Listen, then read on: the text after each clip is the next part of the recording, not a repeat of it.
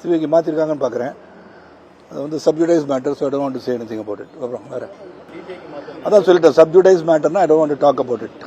Court decide பண்ணி என்ன சொல்கிறாங்க அதுக்கப்புறம் பார்ப்போம். தெரியலைங்க, எனக்கு தெரியல. சட்டமன்ற தேர்தல் 2026 நாளைக்கு என்ன நடக்குதுன்னு எனக்கு தெரியல. அதனால் இப்போ நடக்கும்போது சொல்கிறேன். ரொம்ப மகிழ்ச்சியாக இருந்தது, ரொம்ப சந்தோஷமாக இருந்தது. ரொம்ப நல்லா நடிக்கிறாரு, ரொம்ப சந்தோஷமாக இருந்தது. அவரோட சேர்ந்து நடிப்பது என்பது விஜயகாந்த் சாரோட நடித்த மாதிரி இருந்தது. நான் பிக் பாஸ் நிகழ்ச்சியை நான் பார்க்கறது இல்லைங்க. அது தடை செய்யணுமா வேண்டாமான்னு எனக்கு தெரியாது. எதுக்காக சொன்னாரு வேல்முருகன் கேட்டுட்டு உங்களுக்கு பதில் சொல்றேன்.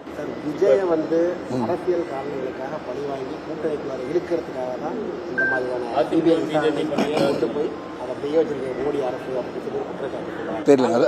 அது எனக்கு பற்றி தெரியாது. எனக்கு தெரியாது அந்த மாதிரி. அந்த அவ்வளோ டீப்பாக நீங்களே தெரிஞ்சு வச்சிருக்கீங்க, என்ன கேள்வி கூடாதுல்ல.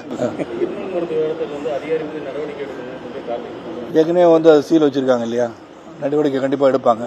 ஏன்னா அதனால தான் இறந்தாங்கன்றது நிச்சயமாக வந்து உறுதியாக சொல்லப்படுகின்ற நிலையில் கண்டிப்பாக அந்த இருமல் மருந்து தயாரிச்ச நிறுவனத்தை ஏற்கனவே பேன் பண்ணியிருக்காங்க. என்ன நடக்குதுன்னு பார்ப்போம்.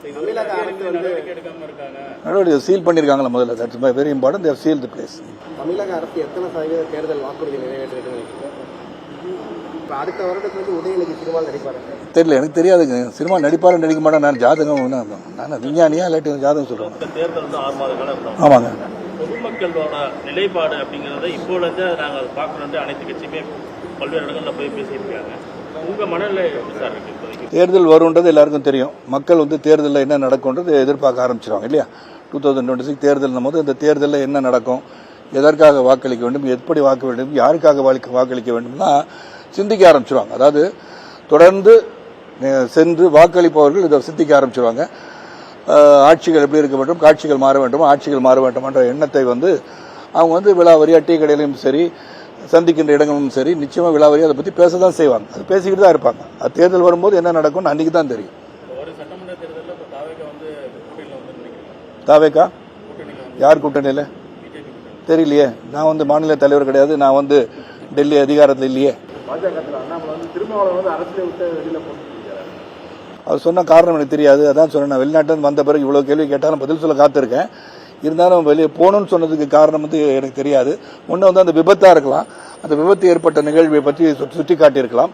அதுவாக இருந்தால் எதற்காக சொன்னார் என்று கேட்டு உங்களிடம் நாளை மீண்டும் உங்களை சந்திக்க காத்திருக்கிறேன்.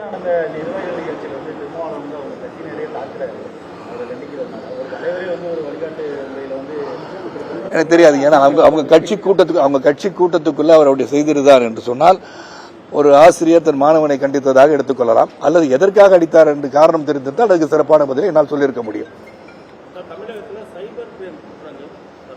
தமிழகத்தை மட்டும் இல்லைங்க, தொடர்ந்து உலக அளவில் வந்து சைபர் கிரைம் நடந்துட்டு தான் இருக்கு இல்லையா. அந்த சைபர் கிரைம்ன்றது இன்னைக்கு வந்து இப்போ பார்த்தீங்கன்னா காலையில் எந்திரிச்ச உடனே பல் தைக்க போறாங்களோ இல்லையோ ஃபோன் எடுத்துக்கிறாங்க கையில் எல்லாரும். அதனால so many people are going and watching social மீடியாவில் இருக்காங்க. ஸோ அவங்க எதில் பரிவர்த்தனை பண்ணுறாங்க இல்லைன்னு தெரிய மாட்டேங்குது sir. Cyber crime is increasing. People வந்து ஏமாற தயாராக இருக்கும் போது ஏமாற்றப்பவர்கள் தொடர்ந்து அதிகரித்தே இருக்காங்க சைபர் கிரைம் பொறுத்தவரைக்கும்.